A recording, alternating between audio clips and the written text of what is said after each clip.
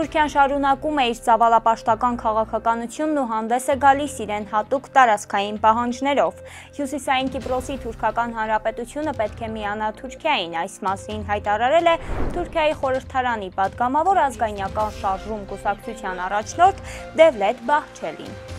Նա Հյուսիսային Կիպրոսի Թուրքական Հանրապետության խորհրդարանին կոչ է արել շտապ քվեարկություն անցկացնել Թուրքիայի Հանրապետությանը միանալու վերաբերյալ, որպես անկախ պետություն Հյուսիսային Կիպրոսի Թուրքական Հանրապետությունը ճանաչված է միայն Թուրքիայի կողմից, որը ըստ ՄԱԿ-ի բանաձևերի օկուպացնում է այս տարածքը։ Թուրքիան զավթել եւ օկուպացիայի է ենթարկել Կիպրոսի Հանրապետության հյուսիսային հատվածը 1974 թվականի ներխուժման ժամանակ։ Աշխարհի պետությունների մեծ մասը համարում է, որ Հյուսիսային Կիպրոսը Կիպրոսի Հանրապետության օկուպացված տարածքն է։ Լեհաստանի արտգործնախարար Ռադոսլավ Սիկորսկին Պուտինին սպառնացել է Հագայի դատարանով։ Այս մասին գրում է TVP World-ը։ Ես չեմ կարող երաշխավորել, որ լեհական անկախ դատարանը չի պահանջի միջազգային քրեական դատարանի օրդերի կատարումը, ասել է Սիկորսկին մեկնաբանելով Պուտինի Լեհաստանի վրայով հնարավոր թռիչքը։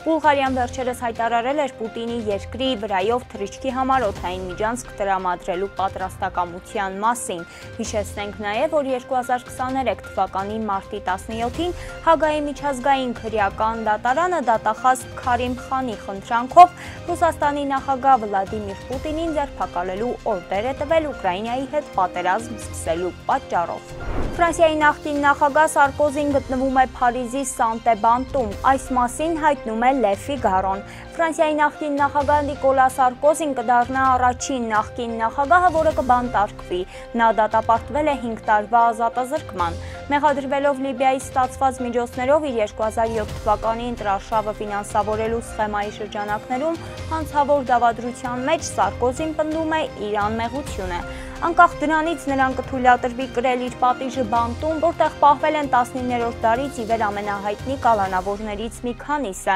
Նրանց թվում են կապիտան Ալֆրեդ Դրեյֆուսը, որը սխալմամբ դատապարտվել է դավաճանության համար հրյա լինելու պատճառով, եւ վենեսուելացի զինյալ Կարլոս Շնագայլը, որը մի քանի հարձակումներ է իրականացրել ֆրանսիական հողի վրա։ Սարկոզին Le Figaro թերթին ասել է, որ ակնկալում է, որ իրեն կպահեն մենախցում, որտեղ անվտանգության նկատառումներից ելնելով կպահեն մյուս բոլոր կալանավորներից հեռու։ Ռուսաստանի արտգործնախարար Սերգեյ Լավրովի եւ ԱՄՆ պետքարտուղար Մարկո Ռուբիոյի բանակցությունների հետաձգումը կարող է խաթարել ԱՄՆ նախագահ Դոնալդ Թրամփի հույսերը արագ հանդիպում ունենալու Ռուսաստանի նախագահ Վլադիմիր Պուտինի հետ։ Այս մասին հաղորդում է CNN-ը։ Մեկ այլ աղբյուր էլ ենթադրում է, որ Ռուսաստանի արտաքին գործերի նախարարը եւ ԱՄՆ պետքարտուղարը կարող են կրկին խոսել հենց այս շաբաթվա ընթացքում։ Հոկտեմբերի 16-ին Ռուսաստանի եւ Միացյալ Նահանգների նախագահները հեռախոսազրույց են ունեցել։ Այն տևել է մոտ 2 ժամ, զրույցից հետո նրանք համաձայնել էին այս տարի անցկացնել իրենց երկրորդ հանդիպումը։ Ամսաթիվը դեռևս անհայտ է, բայց վայրը համաձայնեցված է, Բուդապեշտում կհանդիպեն։ Սակայն ասացինք, որ նաև շատերը կարծում են, որ Պուտինի եւ Թրամփի հանդիպումը դեռևս կհետաձգվի։ Իսկ եթե դուք ուզում եք իմանալ ինչ է կատարվում աշխարհում, մնացեք մեզ հետ։